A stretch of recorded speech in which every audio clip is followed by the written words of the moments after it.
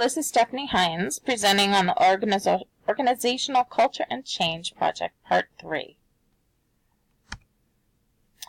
So Lencioni talks about the importance of meetings, and he recommends having 4 different types of meetings. The first is the daily check-in. This is just to share administrative types of things. Should last about 5 to 10 minutes each day. It's a good way to connect with everyone. The next is the weekly staff meeting. This is to deal with tactical issues. Should last from 45 to 90 minutes. There's also the ad hoc topical, which is a strategic planning meeting. It can last from 2 to 4 hours. And quarterly offsite review is for developmental purposes, which should last about 1 to 2 days. And so this topic of organizational culture and change would ideally be treated in the quarterly offsite review. I would ideally plan for each person to complete Lencioni's Organizational Health Report survey and then compile the results to discuss at the quarterly review. This would naturally lead into a discussion about the culture as a whole, what is most important right now, and what thematic goal and objectives we want to focus on for the coming year. I'd also be interested in studying trends and differences between departments and buildings, because different groups could be seeing the district's culture as vastly different. This assignment does not really fit into one of Lencioni's 4 types of meetings because it's not interactive, and it doesn't really fit into like the daily check-in, even though it fits into the time limit. But it fits more for like the quarterly offsite review, I think. The topic is developmental in nature, and yeah, it doesn't really fit with one of the other kinds. So, all right, moving on. So, Lencioni on his website of his organization called the Table Group has the Organizational Health Report. It's free to the public. Anyone can fill it out. I completed the survey. I've only been in the St. Vrain Valley School District for 1 year as a special education teacher, and so I'm not really confident in my results, and I'm interested in seeing your results as well and comparing it. So from my perspective, this is the report that I got back. Let's take a look at it. So here's the report. The first part's just an introduction, and then this part's generic. It kind of just says what all their recommendations are. And then these are the scores that I came out with from my results. So as you can see, the highest score was creating clarity. I think the district does a great job with doing that, with communicating what the goals are and everything. And also over-communicate clarity was really high. But reinforced clarity came out as lower, and we'll see why farther down as I go through explaining this. And then build a cohesive leadership team was kind of in the medium range. So this report gives you high, medium, and low. You can see the key down here, scores. So let's go back to the PowerPoint.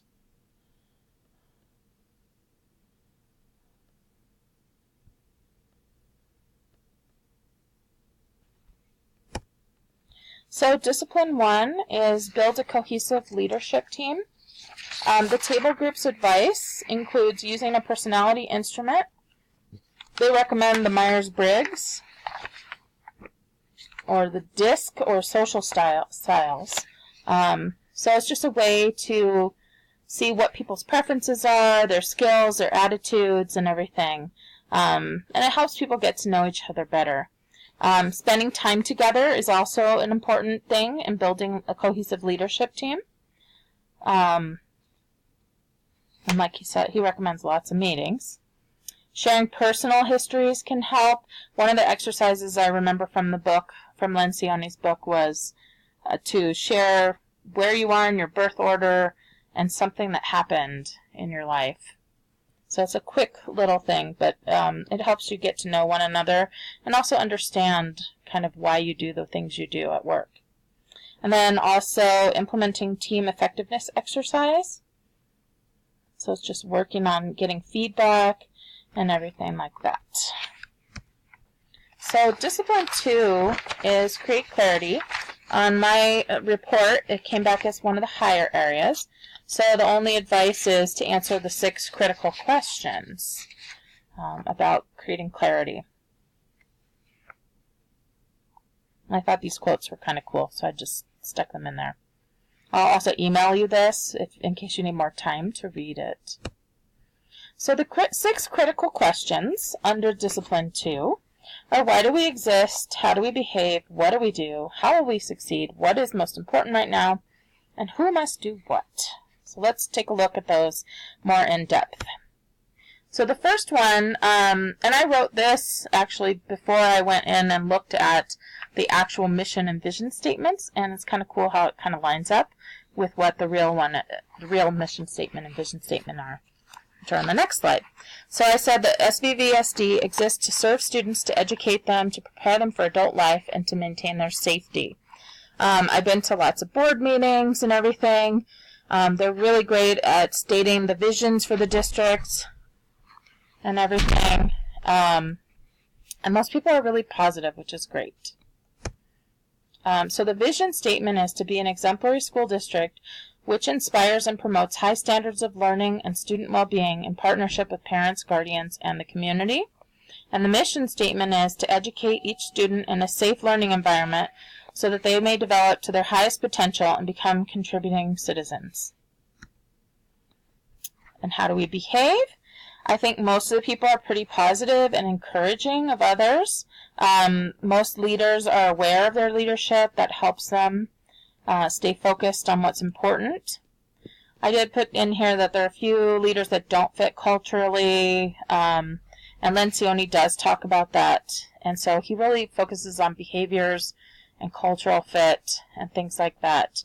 So I really want to focus on the positive, just like the superintendent does. And there he is smiling at a board meeting. So question number 3 is, what do we do? We keep students in mind when making our decisions. Really focused on student success. Analyzing data is another thing we do, discussing options, and acting to help students thrive. And I would even add, we work in teams a lot. I don't really see a lot of people working in isolation in our district. Question number 4 is, how will we succeed? So we'll know we've succeeded when students are making progress, when their CMAS scores are proficient, when they have shown a lot of growth as well. We also look at iReady and other measures and curriculum-based measures and different tests and things like that. I really think like when we feel proud of our students and what they've accomplished, and not just academically, also just how much they've grown, you know, it's really, that's that proud moment that we can say we're successful. So, and I would like to see our district highlight successes for students with disabilities more.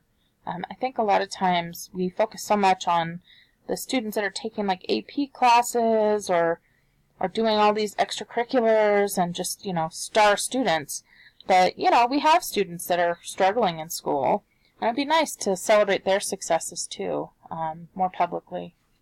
But we'd have to be careful of the privacy laws. So what's important right now?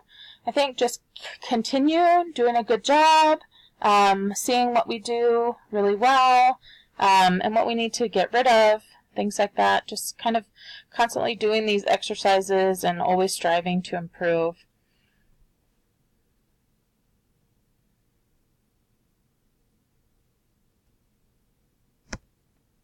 So who must do what? Teachers must teach. Principals supervise those teachers and run their buildings. And everybody in the district, down to even the person that cleans the toilets, they're important, because if they weren't there, school would not run smoothly and students wouldn't be able to be successful. Everybody should work together, and I haven't heard anybody ever say like they were confused about what they were supposed to do for their job. So discipline 3 from the report is over-communicate clarity. This one scored us high from my results.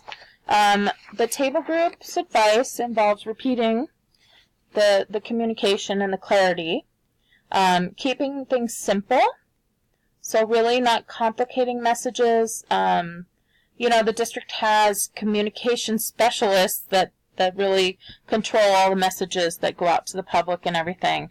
And I think they do a good job of making sure things are clear. Using multiple mediums, they totally do that, and cascading key messages too. I was really impressed when I'm working on my comprehensive exam. I've been going to all the meetings for the new schools that are opening in Erie, the new school. And they were really great about over-communicating and resharing information with everybody, especially when it was about the boundaries for the new schools, because parents were really upset about that. So I really learned a lot about over-communicating from that, just observing how the leaders handled that. Discipline 4 was reinforce clarity. This one actually scored low, but if you look at the table group's advice, those 5 things there on the slide, all of those really touch into the union contract. And so you can't really, the district doesn't have a lot of wiggle room for adding tons of meetings or firing people too. There's certain procedures you have to follow. Managing performance has to be done on the rubric or one of the alternative ones that are pre-approved. So there isn't a lot of flexibility in Discipline 4. And that's because the union contract kind of protects a lot of those things and controls what we can do. So, but rewarding, we can always do that. We can always focus on the positive, which is really a great thing to do. So, Lencioni in quality meetings, he recommends that you stop and clarify at the end, like what is it that we're going to do, or what are we going to communicate to people at the end of a leadership team meeting. Like I said before, this presentation doesn't really fall into one of his meeting types. So here's just kind of a summary. The organizational health survey can be an important tool in determining next steps. I think it would be better to do this in an interactive way in a team setting, like in a quarterly offsite review, just because it's such a wide topic. Looking at the 4 disciplines and following the table group's advice could lead to a stronger leadership team, greater clarity, and better communication and follow-through for our district. And some of his recommendations might violate union contracts, so we'd have to double-check before we proceed. I think any time you're working as a leader, you want to make sure you really know what's in that contract. And then overall, we're doing pretty well as a district. And it's just good to reflect on our organizational health and see how we're doing. Kind of like a report card, right? And here's the reference. So that's it. Thanks a lot. Let me know if you have any questions.